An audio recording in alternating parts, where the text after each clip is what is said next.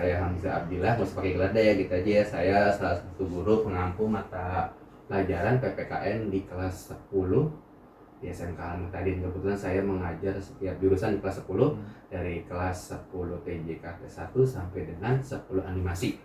Hari ini dengan kakak-kakak dari Unindra, UI cabang Depok. Revisi bukan Depok. Apa? Condet. Oh, Condet ya. Oke. Kan ada pertanyaan-pertanyaan ya. Saya boleh silakan, mungkin beberapa pertanyaan yang mungkin akan saya jawab dengan sepengetahuan keilmuan saya, seperti itu. Siapa dulu yang menanyakan? Oh iya. Oke.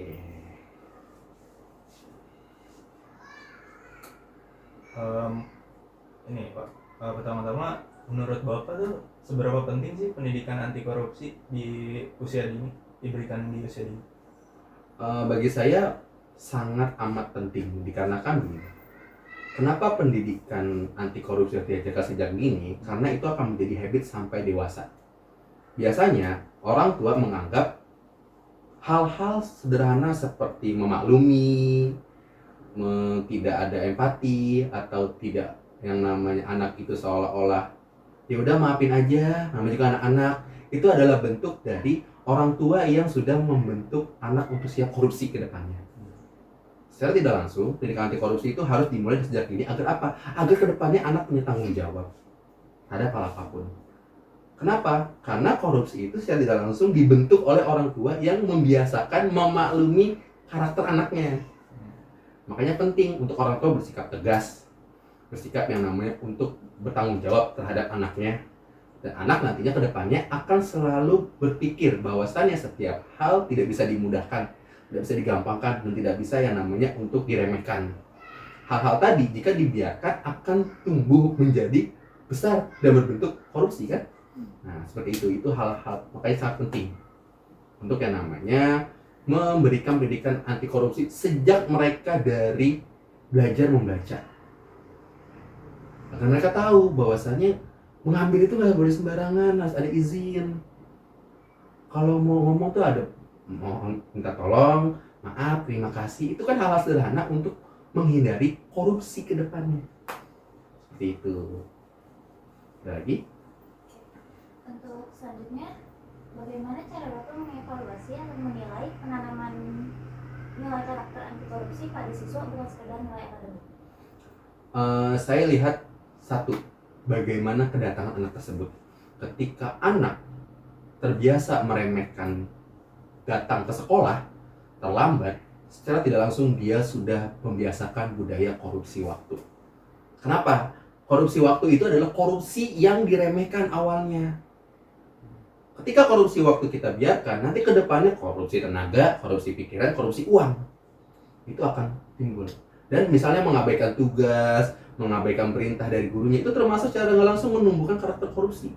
Jadi evaluasinya gampang. Kalau anak ini awalnya masuk telat, lalu timbal lama rajin, nah berarti kita udah menghilangkan. Karena dari hal sederhana itu kita bisa tahu. Seperti itu.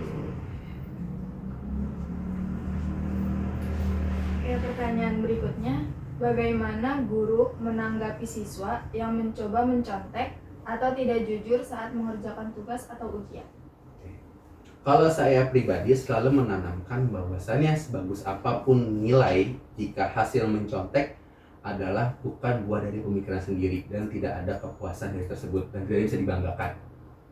Biasanya akan ada tindakan seperti teguran, lalu kita akan menyita hasil tugasnya, lalu dia ulangan lagi dengan soal yang baru dan yang lain. Karena kenapa? Jika kita membiasakan anak menyontek, dalam arti dalam pembelajaran, dia berarti mencuri ide.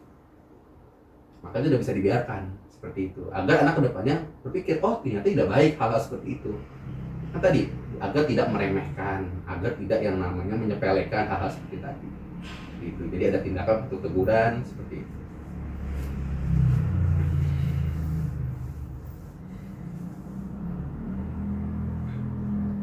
Selanjutnya, bagaimana sih cara Bapak mengajarkan kejujuran dan integritas kepada siswa dalam kegiatan sehari-hari di sekolah?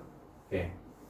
Kalau saya pribadi, untuk yang namanya mengajarkan kejujuran dan integritas akan melihat dari latar belakangnya dulu. Kan setiap anak punya latar belakang yang beda-beda ya. Jadi cara menanggapinya adalah menanamkan dulu bahwasannya kejujuran adalah kunci utamanya dari hal apapun. Kalau kalian tidak biasa jujur dalam hal apapun, nanti kedepannya akan terbiasa bohong, dan itu akan merugikan diri kalian. Bagaimana berintegritas? Menanamkan bahwasannya kalian punya tanggung jawab sebagai siswa. Dengan kalian berangkat sekolah, itu sudah memenuhi salah satu tanggung jawab kalian. Dengan kalian belajar dengan tanggung jawab kalian. Dengan kalian jujur, punya karakter yang baik ke depannya, itu untuk keuntungan kalian. Jadi kadang gini, orang kan beranggapan, buat apa sih jujur? Kok punya pemerintah yang nggak jujur juga kan? Jadi nggak bisa begitu. Ke depannya, kejujuran itu akan menyelamatkan kalian. Dan untuk diri kalian juga. Dan bagaimana integritas? Bagaimana tanggung jawab sebagai siswa? Kamu sudah dibiayai oleh orang tua kamu untuk belajar, untuk mencari ilmu, maka dari itu penting untuk yang namanya bertanggung jawab terhadap diri sendiri. Dua hal tadi saya tanamkan seperti itu. Untuk yang namanya satu untuk jujur, kedua untuk bertanggung jawab seperti diri sendiri. Seperti itu. Dengan selanjutnya dari 9 nilai seperti jujur, peduli, mandiri, disiplin, tanggung jawab, kerja keras, sederhana, berani dan adil. 3 nilai anti korupsi yang menurut Bapak paling sulit diterapkan oleh siswa saat ini. 1. Disiplin. Disiplin adalah poin yang lumayan agak susah. Karena tahu sendiri, disiplin adalah sifatnya fluktuatif ya. Kadang turut semuanya, kadang bikin istighfar gitu kan.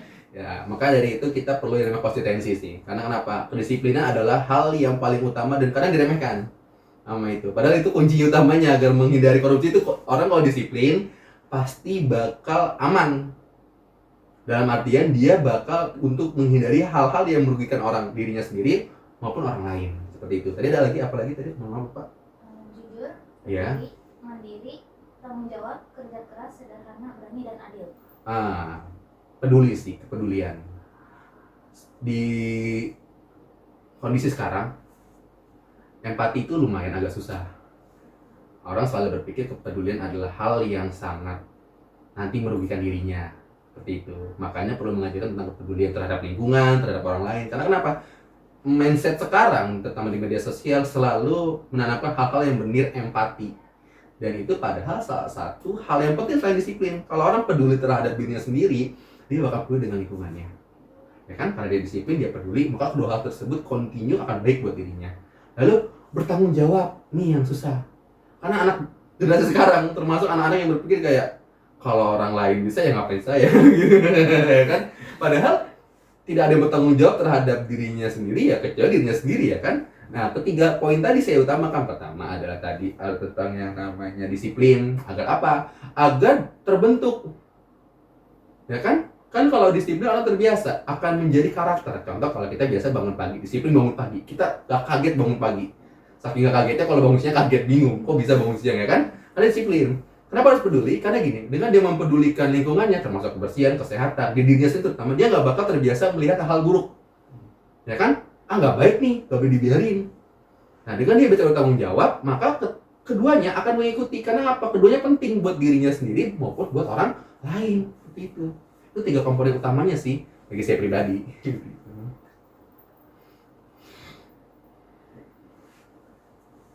Oke, terus yang selanjutnya itu, menurut Bapak, langkah tepat apa yang dilakukan untuk melatih kedisiplinan siswa atau mungkin bahkan guru terkait dengan ketepatan waktu hadir di kelas? Untuk siswa, karena siswa ini kan bervariatif ya, saya selalu memberikan spare waktu untuk mereka. Jadi kayak untuk tepat waktu, saya ingatkan, kalau jarak rumah kamu segini, bangun lebih awal. Karena kalau kamu datang ke sekolah terlambat, efeknya nanti kamu tergesa-gesa, banyak hal ruginya.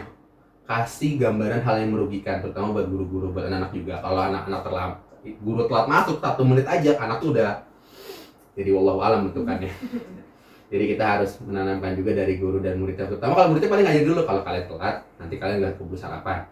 Kalau kalian nggak keburu sarapan, kalian lapar. Kalau kalian lapar, belajar nggak fokus. Kalau nggak fokus, nggak masuk ke ilmu. Sederhana kan, jadi gak usah marah-marah kamu terlambat gini, enggak, jelasin aja kalau terlambat nanti nggak sempet jajan, lapar. Kalau lapar nggak bakal fokus tuh belajar. Jadi kita tuh gak harus gini enggak, logisnya aja masuk. Kalau kamu terlambat, kamu banyak ruginya. Kalau guru juga sama paling. Kalau bapak ibu terlambat sedikit, anak udah berubah karakternya. Udah HP miring, main game rebahan. Setel kipas dah tuh. Kayak gitu. Jadi kadang nggak perlu yang namanya, kalau misalnya pribadi nggak harus ngegosin, harus gini-gini, enggak. Kasih aja logika simpel yang diterima sama akal mereka. Kalau mereka terima, jadi mereka ke depan mikir, oh iya ya, kalau terlambat ruginya banyak ya. Lapar, bingung, izin susah, dimarahin mulu. Ya kan buat mereka juga seperti itu.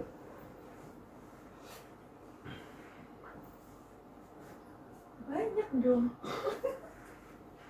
Ini khususon, kapan lagi kita kesini tuh?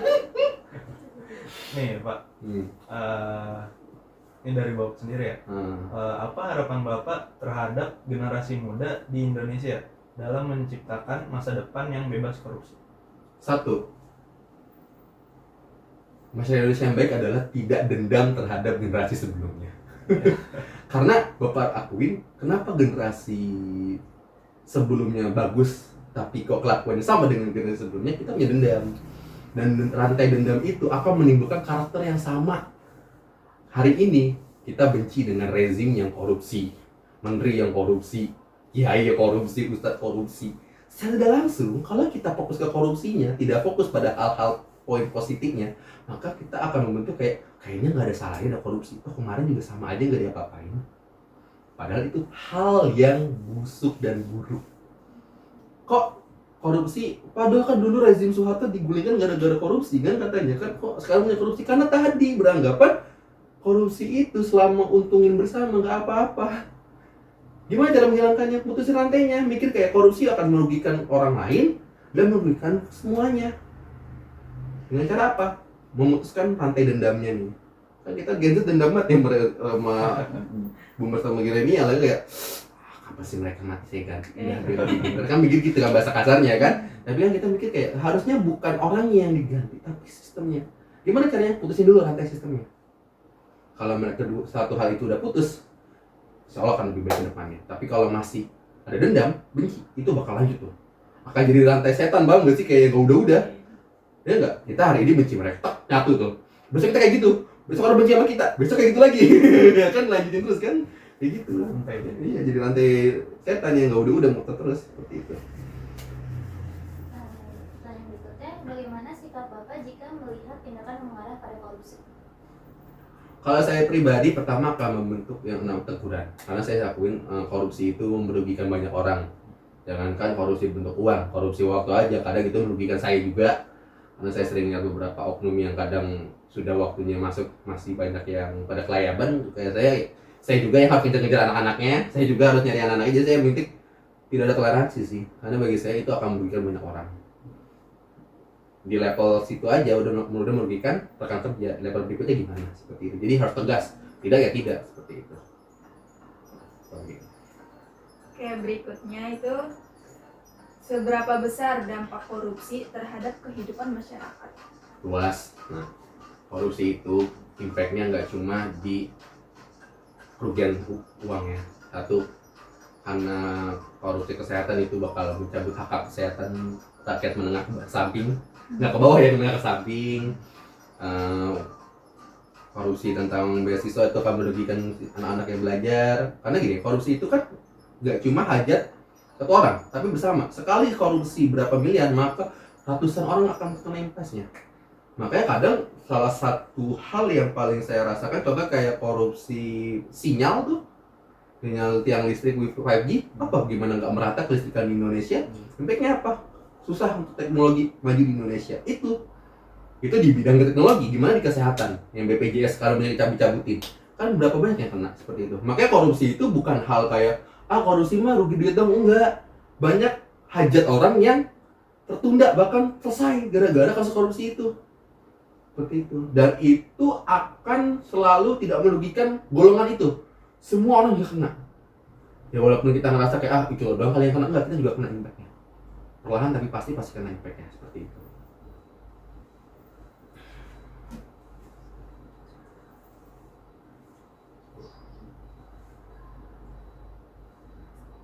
Nah ini menurut Bapak nih, seberapa besar sih dampak korupsi terhadap dunia pendidikan dan masa depan generasi muda? kalau korupsi di dunia pendidikan pasti fatal, karena kita tahu sendiri Indonesia adalah negara yang pendidikannya paling rendah. S3 berapa persen, S2 berapa persen, SD, SMA, sampai SD banyak banget. Kalau korupsi di pendidikan Indonesia, maka kita akan membuat satu generasi yang kebodohannya itu puluhan tahun ya. Karena tahu sendiri ketika korupsi pendidikan, maka hak anak-anak tercabut dan mereka tidak akan pendidikan yang layak. Jika pendidikan layak tidak didapatkan, maka generasi yang baik akan susah untuk tumbuh. Lalu generasi baik susah untuk tumbuh, maka otomatis ya negara ini gimana bentukannya? Karena kenapa? Akan timbul generasi yang tidak mendapatkan pendidikan yang layak. Ya kan? Jika itu terbentuk, maka stabilitas negara bakal runtuh perlahan-lahan. Dikuasai oleh orang-orang yang mungkin tidak kompeten. Dan inkompetensi itu yang bahaya kan, selain orang jahat, orang bodoh kan paling berbahaya, ya enggak? Makanya kalau pendidikan dikorupsi, akan muncul inkompetensi atau orang-orang yang mohon maaf, mereka sekolah tapi ijazahnya nggak jelas. Bahkan kita tahu sendiri ya, anggota dewan kita pendidikannya nggak jelas semua beberapa ya kan, ini tahun sensor aja ya kan. Itu kan mempengaruhi ya kan. Apalagi jika pendidikan yang diambil itu akan membentuk beberapa generasi yang kena. Apalagi dari level SD kan, 6 generasi kena, 12 generasi kena, yang itu akan mempengaruhi dalam beberapa puluh tahun ke depan. Seperti itu. Yang terakhir, menurut Bapak, upaya apa yang harus dilakukan untuk memberantas korupsi? Satu, kepastian hukum sih. Kenapa korupsi itu susah? Karena kepastian hukumnya nggak jelas. Kita membuat hukum korupsi di Indonesia itu kayak apa ya? Kayak makan sambal, tau nggak? Pedes doang, gampang hilang. Harus ada kepastian hukumnya pasti. Karena kenapa? Kita selama ini menganggap para koruptor itu gampang banget dibelain, gampang banget menikmati fasilitas, padahal rugiannya kadang per ribuan triliunan bukan ratusan ribu ya kan. Karena ini gini, harus ada kepastian. Kalau emang korupsinya besar ya sudah, hilangkan saja, sebagaimana negara-negara kayak di Cina aja yang komunis aja kan gitu ya kan, bisa memberikan hukuman mati. Karena kenapa? Tidak ada efek jerah bagi koruptor kecuali kematian. Karena bagi mereka, orang yang kebiasaan korupsi akan terbiasa mengkorupsi di hal-hal lainnya. Karena enak kan gitu, ya kan? Maka pertama ada kepastian hukum. Kalau emang koruptor harus hukuman mati ya sudah, dihilangkan saja. Karena kalau ada yang bilang kasihin anak-anaknya, enggak. Anak akan mempengaruhi apa yang dimakan, apa dikasih orang tuanya. Kalau dikasihnya haram ya haram, anaknya kelakuannya haram. Kayak begitu. Jadi kita nggak harus malumin kayak bapaknya kan koruptor, anaknya nggak salah, enggak. Kalau yang dapat haram, kelakuan anaknya pasti haram, istrinya juga haram, semua keluarga juga haram. Karena apa? Dapat dari haram. Makanya kepastian hukum untuk koruptor adalah kalau hukuman mati. Walaupun di Indonesia tertahan sama hak asasi manusia, dia kan manusia. Enggak. Hal-hal yang melakukan hajat bersama emang wajib hukuman mati di agama apapun. Seperti itu. Sepengetahuan saya dalam agama Islam pun, kalau ada orang yang merugikan baik di bumi dan di darat dan membuat manusia hajat bersama, itu wajib dihukum mati. Lidahnya dipotong, kaki tangan kakinya dipotong. Jadi nggak ada, dia manusia enggak. Terlepas dari presiden kita mau kasih anak ya kan. Ya begitulah teman-teman, seperti itu. Kalau untuk korupsi emang harus dihilangkan.